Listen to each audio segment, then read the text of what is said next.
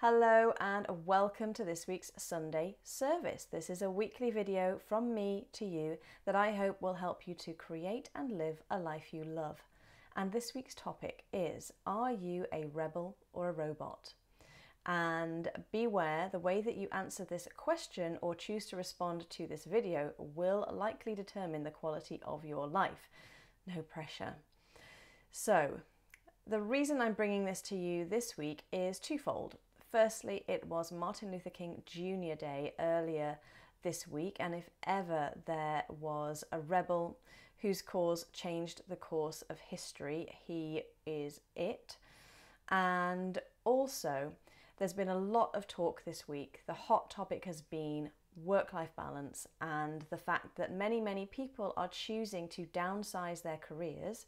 So they're taking a drop in salary, they're taking a step back, or they're choosing not to go for a promotion simply in order to be able to maintain a better work-life balance.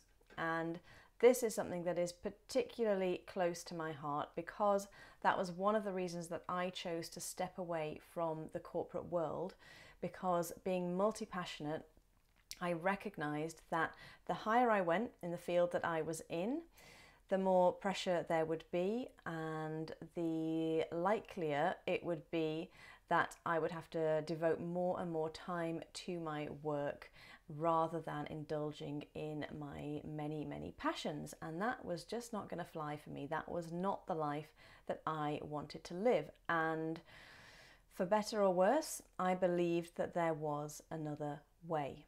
So let's go back to this rebel or robot concept. What does it mean to be a robot in your life? Now, for me, and this is just my definition, being a robot in your life is all about following the masses, following the status quo, not questioning it, not challenging it, not believing that you could have an influence on it, and bowing to external expectations that are effectively being placed on you, on all of us, in order to control us and keep us small.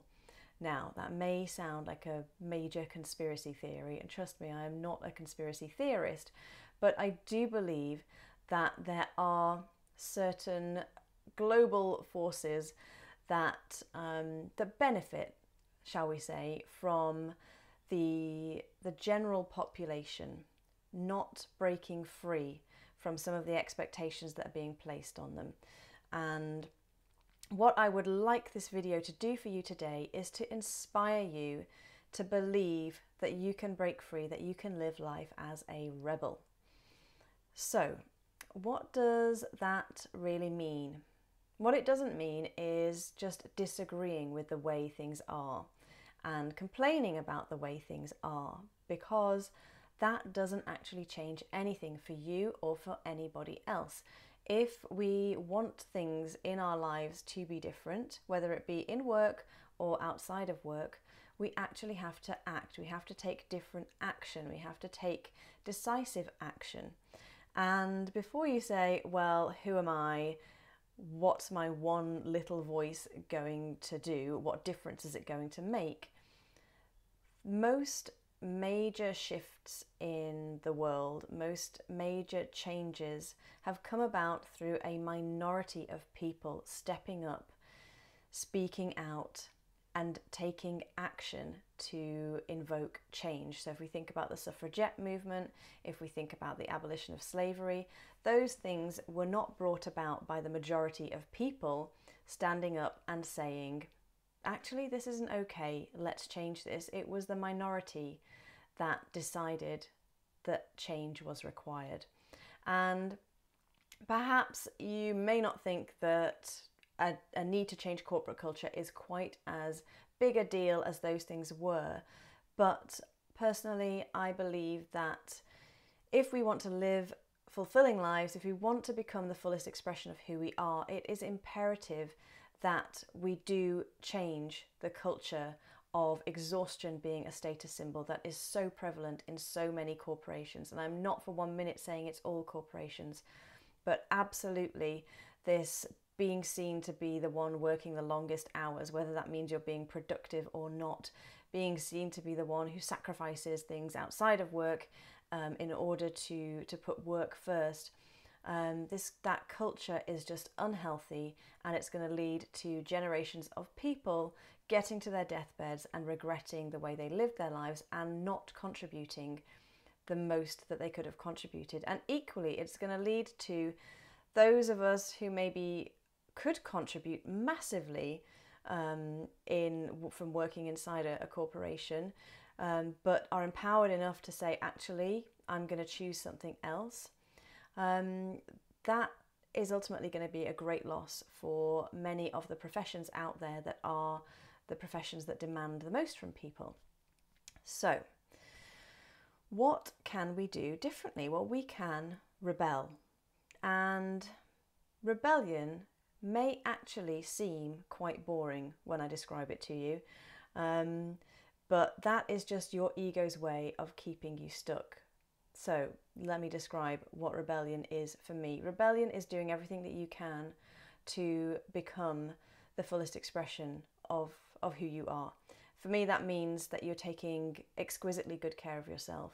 You're making sure that your nutrition supports your health. You're making sure that you exercise to keep your body in the greatest shape you can for as long as you can.